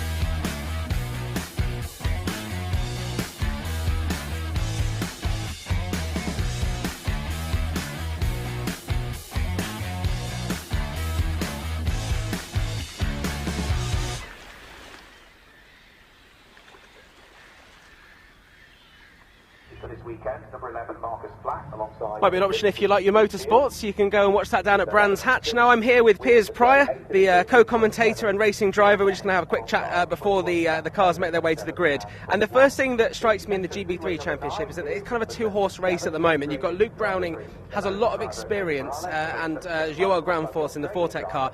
He doesn't quite have as much experience, I don't think, but he's certainly been very, very quick. Yeah, Joel Granfors showing some excellent pace, being another round on pole position here today. Luke Browning, dominant in the first round at Alton Park, had some great pace being on the podium a couple of times last round at Silverstone, but then just not quite hooking the qualifying up today in the GB3 here at Donington Park Grand Prix circuit, so he'll be looking to make positions forwards. But yeah, it's basically a two-horse race in the championship as it stands, unless anyone comes through the field throughout the rest of the season. It's going to be a good race. We've also got Callum Voisin doing very well up there as well, and Max Esterson. Max Esterson strikes me as someone that we need to watch out for this weekend. He's looked very, very fast around here. He'll start on pole tomorrow, but could he pose a threat to the race win? Yeah, best qualifying for Callum Voisin in third place. He has not been quite that high in qualifying so far yet, and a good qualifying for Carlin, who have made a slow start to the season compared to previous years. Max Esterson, very consistent at Silverstone, 2 fourth places in the first 2 races, and then a really good came through really well in the third race at Silverstone. Qualified 4th again for this one, but pole for the pole for the second race today, where your second fastest lap time goes through. So obviously 2 very similar lap times he set in qualifying, showing the consistency he's got. Could be one to watch over the weekend. He's improving as his car's going. Douglas maybe finding some time in that car as well, being only a 2-car team the 2-car team last round, but they've got all 3 back with Marcus Flack. Yeah, he's back again. And speaking of like when the cars are finding more time, I was going to say Max Esterson hasn't really been challenging towards the top so far, and he's been a little bit annoyed about that when we chatted to him. You know, what are the team doing to find that time? Is it a case of settings? Is it more, you know, the more the car that goes around, the more data they get? It's a bit of everything, really. There's a lot of things you can change on these cars, relatively speaking. You can do the aero, there's a lot you can do with suspension, ride height, spring rates, roll bars, tyre pressures, and all these different combinations of things mean that some cars are to some drivers' liking, some cars aren't, some cars are fast in theory but hard to drive, some cars are easy to drive but slow, so finding the balance between what is fast at each circuit, what the driver likes, and it will change circuit to circuit. First round, Alton Park, very tight and twisty, lots of curbs. Second round, last time out, Silverstone, very flat, very fast, so very different setups we'll be seeing on different cars, and some cars will be more suited to the longer, faster tracks like Silverstone maybe here, and other cars will do better at places like, for instance, Brands GP and Alton Park we saw at the first round. So it's interesting to see, again, everyone is learning as we're going, because with this car this year, the upgrades that we've seen, the new cars, the new different upgrades, new aero, so there's lots of things they'll be tweaking with, and I'm sure that the power will slip throughout the season. Excellent stuff. Beautiful insight there from Piers Pryor, our co-commentator. Piers, I'm going to step here. I'm going to let you go into the commentary booth and join Lewis McGlade as the race in the GB3 Championship, the 7th race of the season, is about to start. So here are your commentators: Piers Pryor, the man you've just seen there, looking very, very cool with his shades, and your lead commentator, Lewis McGlade. Cheers, John, and another fantastic race about to get underway here as we once again rocket into action at Donington Park. GB4 done for the afternoon, GB3 ready to continue. Joel Granfors, as you said, on pole position once again. It's his 3rd pole of the season after taking the 2 poles back in Silverstone. Took a victory in the first race at Silverstone, then followed that up with the 2nd place, and he is your points leader, and quite rightfully so. Was saying about the issues for Luke Browning, who was quite far down the order in the qualifying session, just 6th place in this race. Not great for a driver who we really are looking at for the championship at the moment in GB4. There's Nick Gilks, had suspension failure in qualifying. His front left failed, had to come back in, had to have it repaired, managed to get back out there and do a lap, and missed out on the 103% rule for the race 3 reverse grid. Yeah, we'll cross that when we get to it, but missed out by only 200 a second. He was devastated after qualifying. You would have been very disappointed. Never fun when your car fails on you. I'm sure that was just a component failure, which is very rare in these cars, very reliable. Again, full field, record grid here for this round of the GB3 Championship. 22 drivers, I believe. It certainly is. 22 from the front to the back, and it's ready for an incredible race. Of course, we have the new entry in Nico Christodoulou. We have the return of Marcus Flack as well, and it's looking like a brilliant grid as we'll roll off on once again what is a lovely, lovely temperature outside. Joel Granfors will lead us from pole position with Matthew Rees, who in the British F4 Championship took 2 victories around here. Callum Voisin will also roll. He's had not so much a great season up until this point. Started out really great with his first qualifying and then kind of struggled after this. There is the grid. Joel Granfors from pole position, Matthew Rees starting from second, looking to find that form in the JHR development car with Callum Voisin in third. Max Esterson, great qualifying again, had 2 top 5s back in Silverstone, will start from 4th place once more, and Alex Connor will start from the top 5. Luke Browning, the guy that's battling for the championship, will start only from 6th place, a 2-time race winner in 2022, with Marcus Flack on his return to the GB3 Championship from 7th place. James Headley in 8th, yet another top 10 for the Elite Motorsports team. Tom Levin will start from 9th, and Nico Christodoulou, brand new to the GB3 Championship, will start from 10th. In 11th place is Javier Segura for the Carlin team, and then Mackenzie Cresswell in 12th for Chris Dittman Racing. And then in 13th position, it'll be Marcus Flack, and then Kian Shields will start from 14th. John Bennett's only in 15th position, with Zach Taylor in 16th place. Not a great qualifying for John Bennett, who was actually coming into this with an awful lot of confidence, but unfortunately not showing it in that qualifying session. David Morales in 17th. Tommy Smith, who has recently had a train named after him, and I don't think the Tommy Express will be moving into service right now, as he's quite far down the order. He's only got a few cars to keep at bay to keep that train alive. Brandon Oxley in 19th place, Nico Grundvig in 20th, and then the grid will be rounded out by Bryce Aaron and Nick Gilks. Yes, packed grid here. You can see how many cars there are. Everyone working hard to get those tyres warm. We've got a few cars that have kept their tyres. Most cars kept their tyres from qualifying. A few taking half a set, so either one side or the other. Different tactics going on there. So we've got Mackenzie Cresswell with 2 new tyres, Zach Taylor with 2 new tyres. Also the new driver, Nico Christodoulou, with taking 2 new tyres. Javier Segura, Yoel Granforce from pole position, and Brandon Oxley. So I'm expecting to see Yoel Granforce drive away from this one if he has a good start with those 2 new tyres, keeping the pace up, wanting to double down and make the most of that pole position start that he has for this race. This is going to be a tough one, though. It's a circuit which isn't impossible to pass at. It's a circuit that you can actually do a good bit of overtaking at, but still it's a little bit tricky. A lot of high-speed corners, which we know that these cars kind of struggle at with dirty air and such. Exactly. A lot of front downforce, a lot of downforce in these cars. The medium-speed corners, that middle sector is quite hard to follow. So Old Hairpin, McLean's and Coffey's, very difficult to follow very close to the car in front, otherwise you lose a bit of front downforce. However, last sector, Fogarty S's, you may make a mistake through there, you are going to be vulnerable into the Melbourne Hairpin and Goddards, and also then the first corner which we're about to go into, Redgate. I'll leave you to do the start here, Lewis. Yep, 240 metres is what Yoel Granforce will have to contest to try and hang on to the race lead as we get ready for round number 7 in the GB3 Championship, partnered by the BRDC. Donington Park is underway as we head down towards turn 1. Yoel Granforce with a great start. Matthew Rees straight over into the defensive line just to try and look up the inside. In the background, Alex Connor on the attack. He's moved up from 5th spot. He's got Max Esterson straight down the inside. There might have been a bit of a brush. Massive dirt being picked up. I don't know where Alex Connor has ended up through all of that. I think he's managed to keep it on the track. No one's looped it just yet. And Matthew Rees, oh, big moment on the curb. Matthew Rees to the outside, coming down to the Old Hairpin. He managed to get alongside Yoel Granforce, wasn't able to make anything stick. Now we go on the climb up the hill towards McLean's. He might look to the inside, he might look to the outside. That is certainly the choice that he's picked. And Callum Voisin also knocking at the door. Matthew Rees around the outside. There's contact, and Yoel Granforce has absolutely gone. And a big moment as well for Luke Browning. The top 2 in the championship out of this race. They are done for the day, and that was a dramatic start. And Callum Voisin is now leading a Carlin 1-2. Oh my goodness, what drama the first lap. That was very, very close there. Yoel Granforce trying to force Rees. He was going around the outside, just a touch of wheels. We've seen this year that touching wheels is not what you want to be doing in these GB3 cars. Absolutely insane. I can't believe what I've just seen. There is James Headley having a little bit of a defence for Mackenzie Cresswell. It's got to the outside. Zach Taylor straight down the inside as well, just trying to force his way up the grid with a little bit of a brush. It was Matthew Rees that was dropping backwards, and Mackenzie Cresswell looking back to the outside. Matthew Rees. I don't know how Matthew Rees is still in this race, by the way. It's the second time we've kind of seen this. We had it in GB4 as well between, of course, Alex Walker and Nick Taylor. I don't know how he's still in the race. It seems like the front ends of these GB3 cars this year are indestructible. It almost seems like every time this front comes in, Rees up the inside of Taylor there, trying to take that place back. You know he's got the pace, so he's going to try and take some of those positions he lost in that contact back throughout the race. We saw Luke Browning getting a lot of air at the inside trying to avoid that incident. That's so unlucky. He would have been thinking, brilliant, an incident for my main championship rival. Oh, I'll just try and get past him. No, on the grass, and very, very heavily damaged car there. They'll do well to fix that. That is head. The number 22. That's our brand new driver of Nico Christodoulou and Javier Segura. Two cars with quite a bit of damage. Would that have come from that moment as well, do you reckon? No, those two have come together. I believe they were together on circuit, and they've also, it was a front right and left rear of those two cars. So I think they've had some issues. Yeah, Granfors with a fairly heavily damaged car there. The race is still going on though.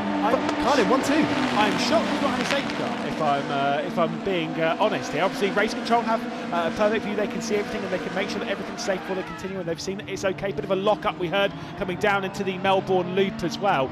But yeah, either way, the top two in the championship are out of this race. Absolutely incredible. That was one of the Arden cars going wide there at the Focus Yes. I believe there's no safety car because all of those cars that crashed ended up on the inside of the circuit there. So basically out the way. So I think there's either a stationary yellow or they've let the race carry on, which is great. We want to see green flag racing, and what is we are seeing two cars at the front. That is Max Esterson making a move or putting pressure on Farrier in the white car, and that's the other car of Javier Segura. You can see the damage there at the front. Unfortunately, a DNF for him. Let's have a look. Take a look on the replay. So there was the contact that obviously made Gravel.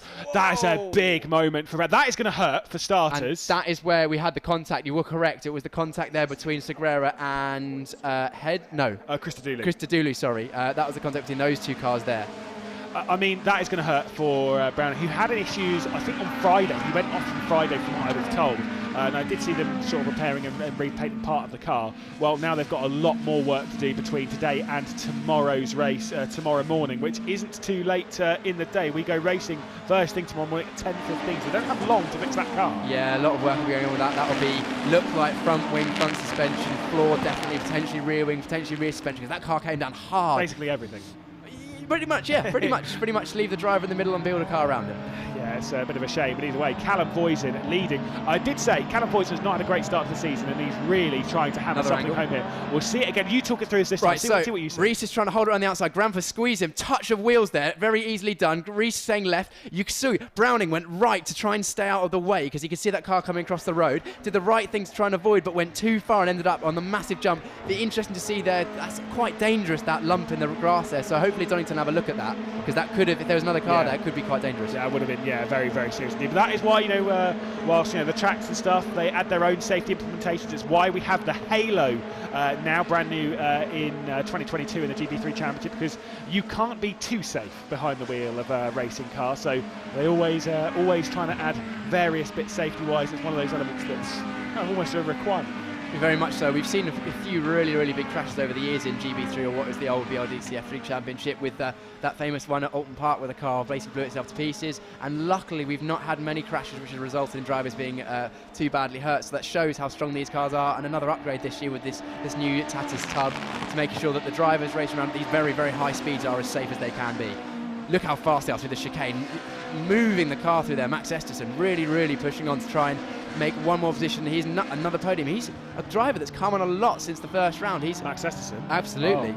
Two fourth places, wasn't it, at Silverstone in the first two races, apart from the reverse grid. Strong showing in the reverse grid race, and then again fourth place, and then pole for the second race coming up tomorrow morning. And looking for his first podium in the season. And I mean, looking very, very good for it right now. Trying to attack Roberto Farrier, who, of course, is one of the most experienced drivers on the grid in the GB3 Championship. Of course, racing as British F3, and then when it changed over to GB3, he's racing it for a few years, as you all know. A very talented driver.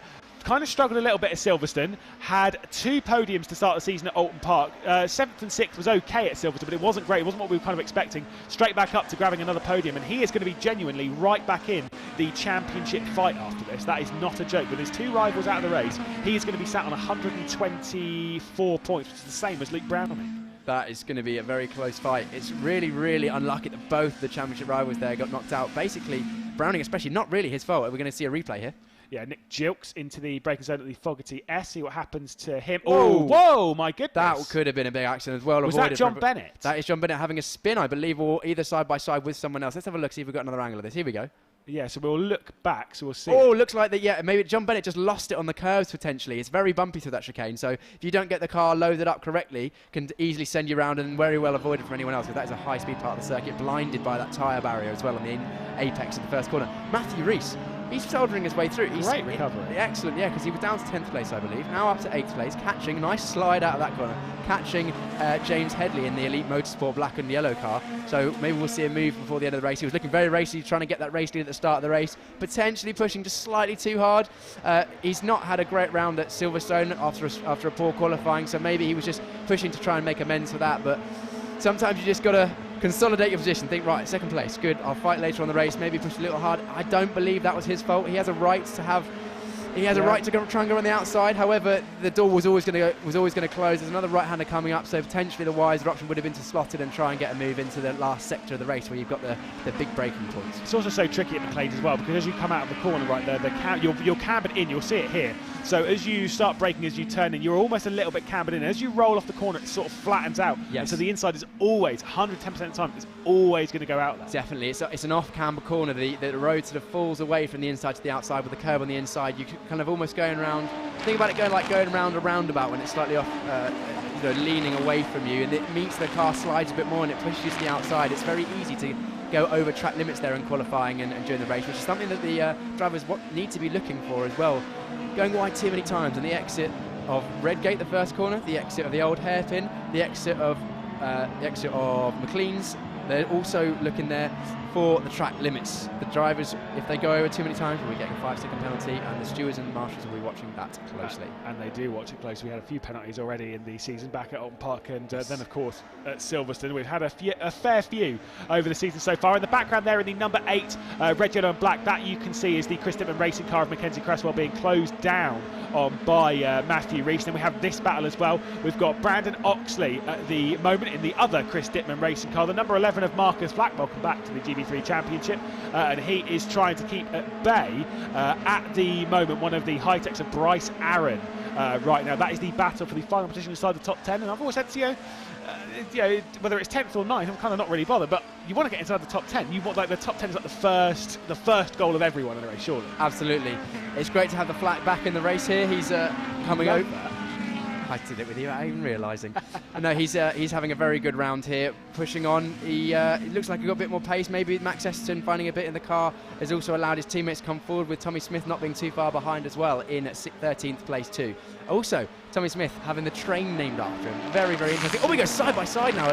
Flack looking for a move on Brandon Oxley. Yeah, Flack's back and he's looking to attack right now as he'll head into the braking zone at the Fogarty Hairs. He doesn't manage to get people like that. Anything you can do.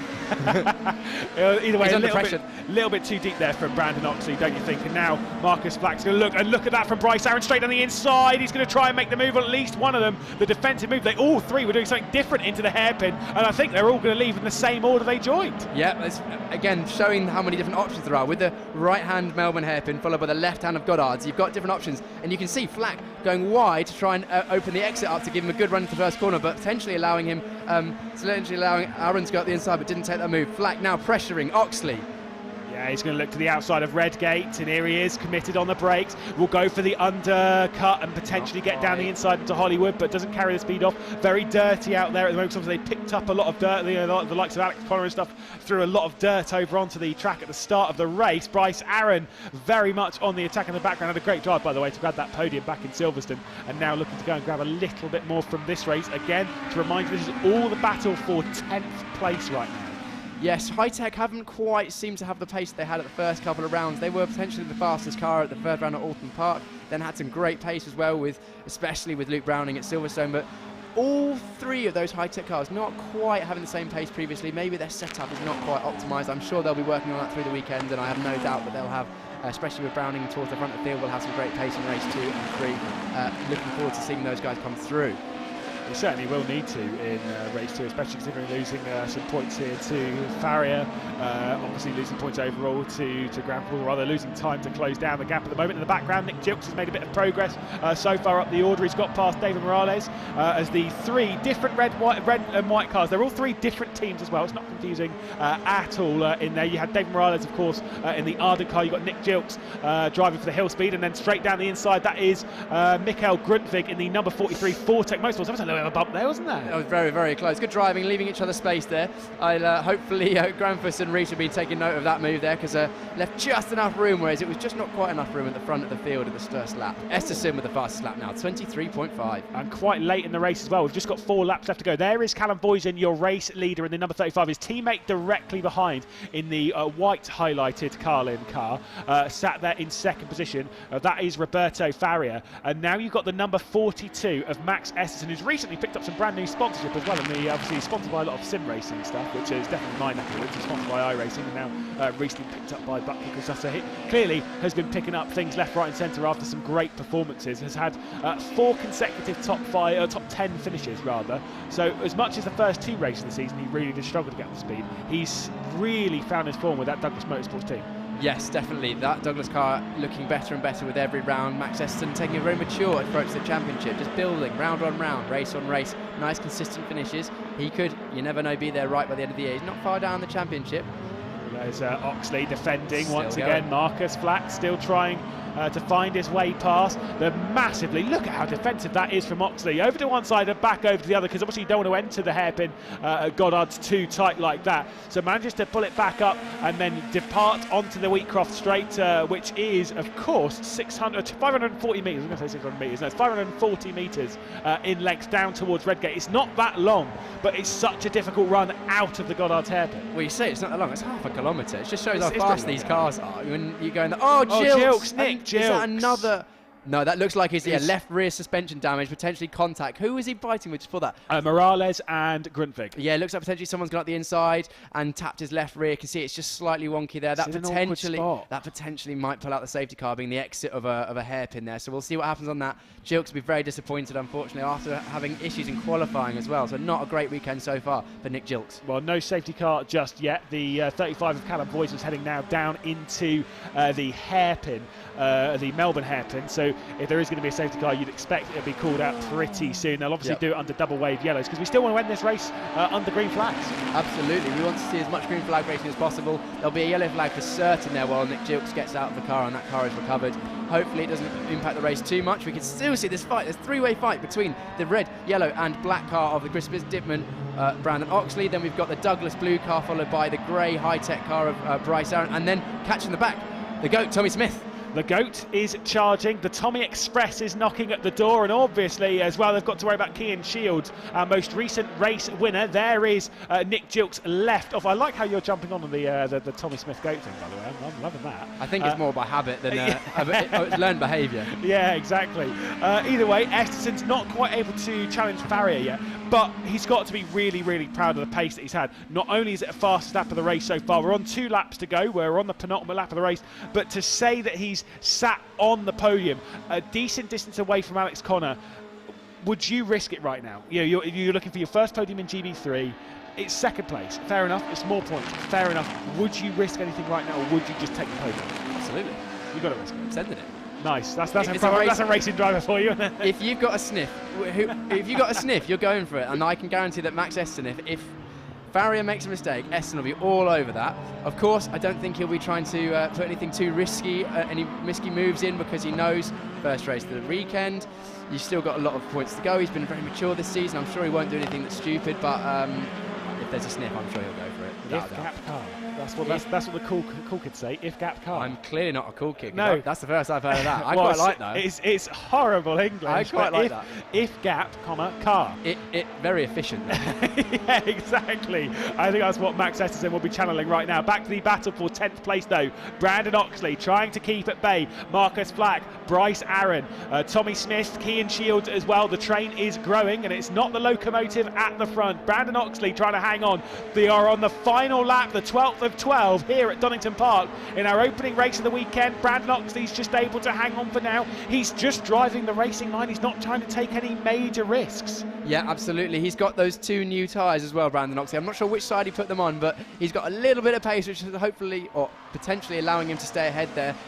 It looks like there's a yellow flag that will remain for the rest of the race, the last corner, so that takes away 1 overtaking opportunity, potentially 2 as well, because Oxley knows he can go wide.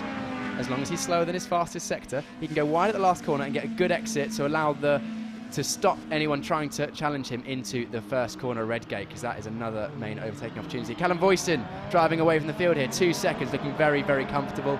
We haven't seen him at the front of the field quite yet. It shows that he's being very, very calm and collected when he's at the front. I mean, superb in control right now. Had contact in the opening round of the season with his teammate, but this time it is Callum Voisin's day here at Donington Park. He departs the final corner, and round 7 of the GB3 Championship goes to Carlin with a 1-2. Absolutely top stuff from Callum Voisin and from Roberto Faria. And welcome to the podium as well, Max Esterson, as he'll take it for Douglas Motorsports, and they will be very, very happy indeed as well. Alex Connor and Tom Leben, 4th and 5th. I think that the notable mention for Alex Connor, best finish of the season by far, 4th place. Very far, yeah. By 4th place. And then as well, Leben and Headley making up for a poor qualifying from Elite Motorsport, potentially making places during that chaos in the first lap.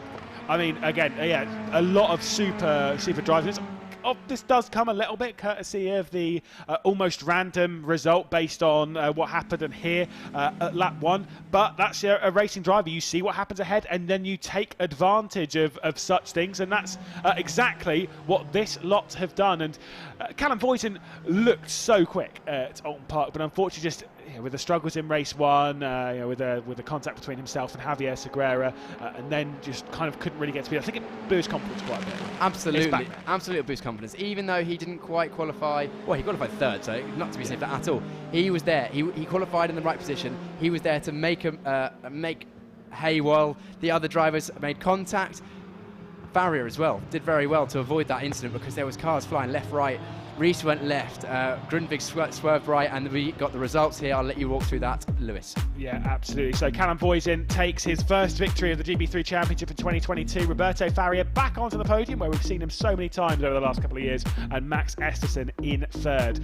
Then, of course, it's Alex Connor and Tom Leben, and James Headley in 6th position. So at least for 2 of the Elite Motorsports teams, the race did go kind of well, not so much for their teammate in John Bennett. Mackenzie Cresswell, and then Zach Taylor, another top 10 for him, and then Matthew Rees, he'll be disappointed with 9th, obviously battling for the race victory on the first lap of the race. He drops way down the order, and then 10th place was Brandon Oxley. Then Marcus Flack, Bryce Aaron, Tommy Smith, Kean Shields and David Morales, Mikael Grundvig, and there is John Bennett.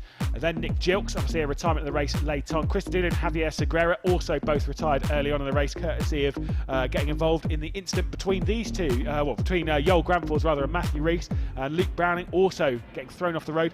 And hopefully he is okay, because I'm pretty sure he might be a bit bruised from that. Yeah, that will be sore, especially on the back. You sit right on the floor of these cars. They're going that high in the air, and landing hard down will be fairly painful. But again, I've got to feel for Browning, because that wasn't his accident. He was trying to avoid. Voisin looking rightly so, very, very happy with that win there. First win in the season, first win in GB3. Very, very happy with that, and a Carlin 1-2. Again, a super drive. The last time, by the way, that we came to Donington Park, well, not the last time, the first time that Roberto Faria came to Donington Park, he did get a podium back in 2021. He's raced here a few times in the UK. He does quite well around having a few top 5s, but a 2nd place is his personal best result around this circuit. And you can see Callum Voisin instantly over to the fan base, of course. That was Tom Gamble in the background there, former 2nd or 3rd place British F3 driver, so he's now racing out in European LMS and stuff like that, so got a good driver coach this weekend, so maybe that's helped him with the extra pace. I don't know whether Tom's been coaching Callum for the whole season, but whatever he's doing is obviously working with 3rd place in qualifying.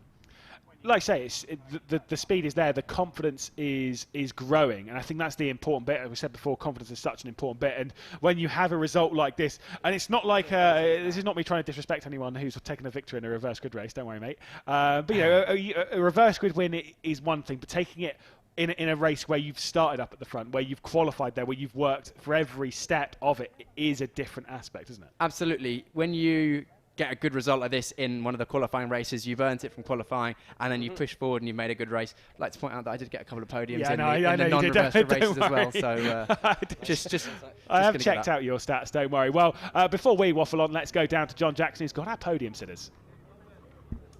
Yeah, thanks, Lewis. Down here in Park Fermé with your race winner, Callum Voisin for Carlin. It must be nice to get on the podium, and nice to get your first victory in the GB3 Championship this year.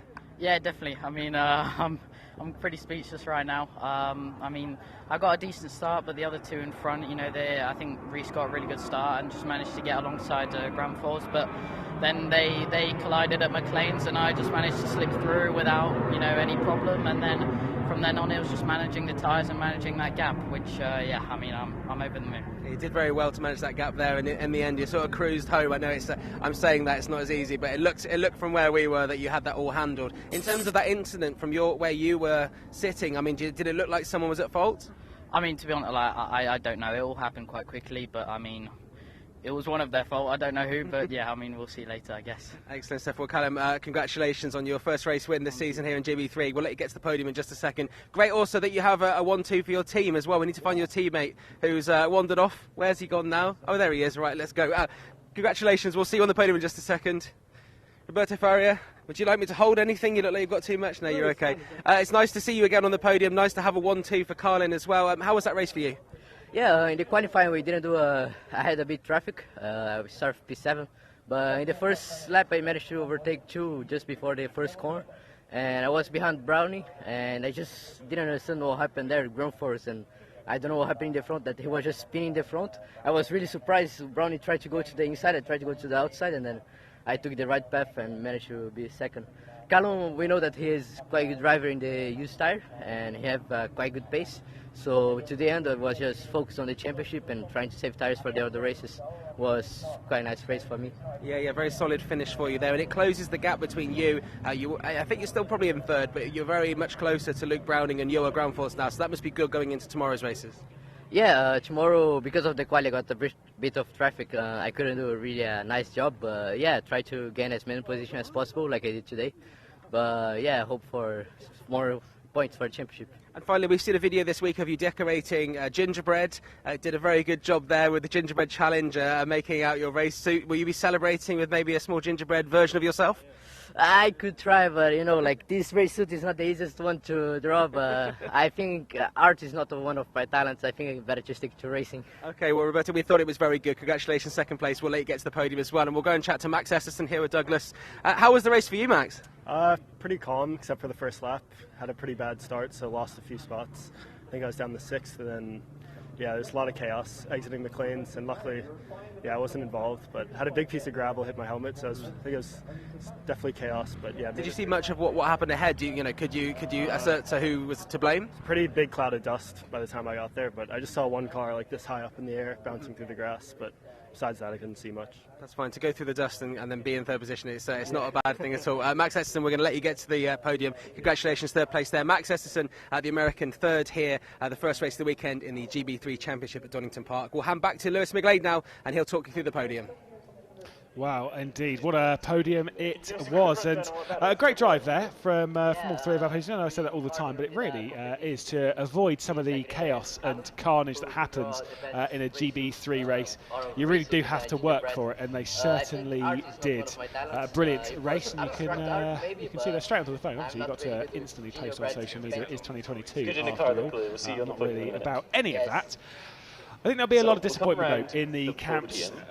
I don't know if it's more so of Joel Granforce or if it's Luke Browning. Luke Browning could have come through there and scored an awful lot of points to outscore Joel Granforce, who's looking so strong at the moment in the GB3 Championship. But, you know, results like this can really change things. We just keep our fingers crossed that both the Fortec machine of Joel Granforce and the high-tech machine of Luke Browning will be out tomorrow as well. I mean, there might be quite a lot of damage. Certainly more so on Luke Browning. He's certainly one that's going to have to foot the bill of that incident. And a bit of a shame. I don't know how Matthew Rees, by the way, was still able to carry on. Well, I know I said it on the broadcast, but I do really continue on with that. There is Max Esserson then jumping onto the podium. And you can kind of see he's almost not too bothered about it. But a first podium in GB3. Roberto Faria will be next, and it certainly isn't a first podium for Roberto Faria. But speaking of firsts, it is a first victory for Callum Voisin, who will take to the top step, and in brilliant fashion, Voisin returns to the top of the GB3 Championship, where he looked like he might have been facing at the start of the season, when he was running so well in the opening round of the season at Alton Park. But unfortunately, just didn't quite work out. As I said before, it was contact between himself and his teammate Javier Segura. I know Trevor Carlin probably won't want me to repeat that one too much, but he'll be very happy with the result at the moment. And the social media video, by the way, that John Jackson was alluding to there was an excellent little piece from Carlin where they got loads of, they made their own little gingerbread man racing suits, which was very good, and I'm pretty sure they'll be well in time for a snack after a race like that. We will be racing again tomorrow morning. So before, we've got 2 races tomorrow, of course, at 10:15 in the morning. The action starts for GB3. It's going to be a tight little race out there if this one's anything to go by, and hopefully we avoid the first corner or the first lap calamity. We'll head back to John, who's in the paddock area. I'm here with Piers Pryor, your co-commentator, also a former GB3 driver, and I mean, we're outside the Fortec garage here. We're hoping to maybe grab a word with Joel Granfors after that incident we've just spoken to the podium guys about. And I mean, from your position, watching that, you've got more angles, replays. Was anyone at fault? It's very hard to say. The angles you get show that Reese tried to go around the outside, didn't have a huge amount of an overlap, and then Joel obviously tried to squeeze him to stop him going on the outside of course. There was contact which broke Joel's rear suspension, sent him round, Reese across the grass, and then in avoidance Browning went right and went over a big mound in the grass, and that destroyed his race. So yeah, drama. I'm sure that they'll be going to the stewards and having a look at that. I don't think anyone's specifically at fault, so I think it's a bit of both, because Reese probably wasn't going to hold the move regardless. They probably could have backed out, but Joel did squeeze Reese to the point where he had to go off the track and made contact, so I'll be interested to see what the stewards say. And in terms of being a driver and seeing a dust cloud like we saw there, I mean, other than using your instincts to see what's going on, I mean, how do you approach that? Do you just try and get to one side of the track, or I mean, what would you do in that situation? You just got to look for the gap, basically. It's very easy to get your eyes fixated on the car that stopped in front, but generally the cars will go, your car will go where you're looking. So you want to look in the gap, find a gap.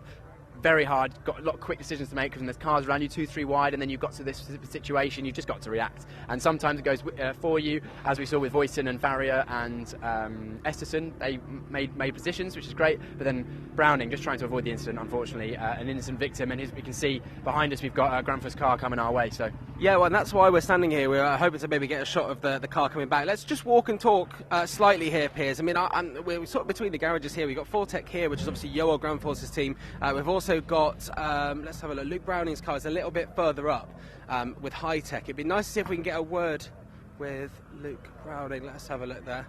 We're going to have to, Piers, I'm being told in my ear that they want you to make sure that our cameraman Ben is safe. We don't want him to have to get a recovery vehicle for himself, having been run over by the recovery vehicle, obviously.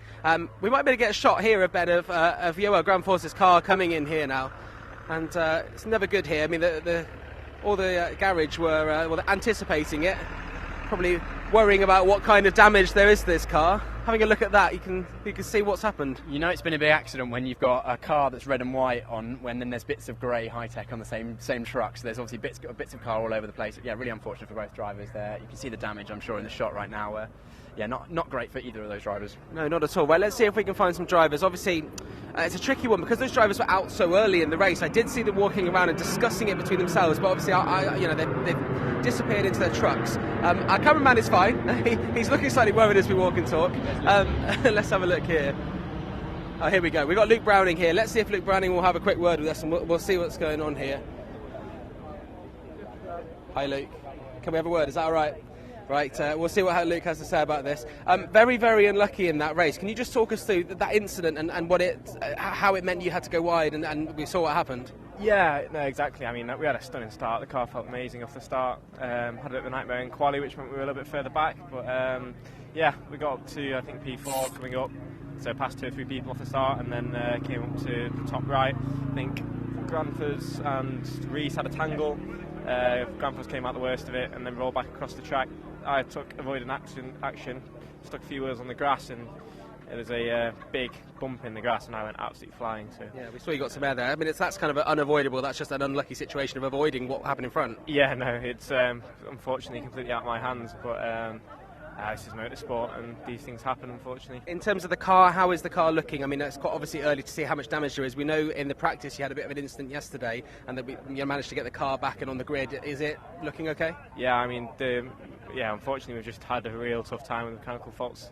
Not being the team's fault, it just being manufacturer errors, and it caused a big shunt yesterday. And then, yeah, today we've obviously had this, which is out of our control, so it's been a bit of a nightmare of a weekend. But like I said, racing's racing, and this stuff happens. And finally, and thanks for chatting to us so soon after that, Roberto Farrier obviously coming second there, does put a little bit of pressure on both you and Yoel there. Does that weigh on your mind as you go into these two races tomorrow, or is it just a case of focusing on your own race? I think we've just got to focus on our own race. You know, I'm not sure what the outcome of the stewards will be from Granfos and Rees.